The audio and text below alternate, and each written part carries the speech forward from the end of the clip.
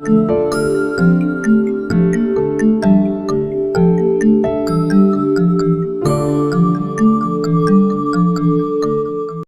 viewers, in this video we will see how we can create a pressure sensitive brush in Illustrator.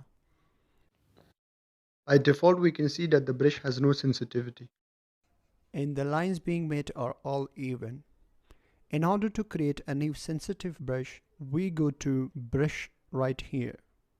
But if you cannot find this shortcut, then we can go to window menu and we click on brushes, which takes us to the same window. Now what we do here is to create a new brush. We select the calligraphic brush and click OK.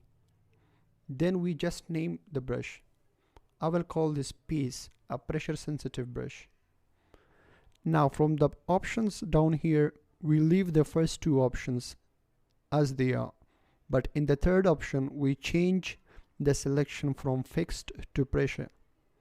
And then we want to change the variation down to the bottom 9 points, which shows us the pressure sensitivity up here on the screen. Now we click OK. We can see that the new brush has been created, named piece.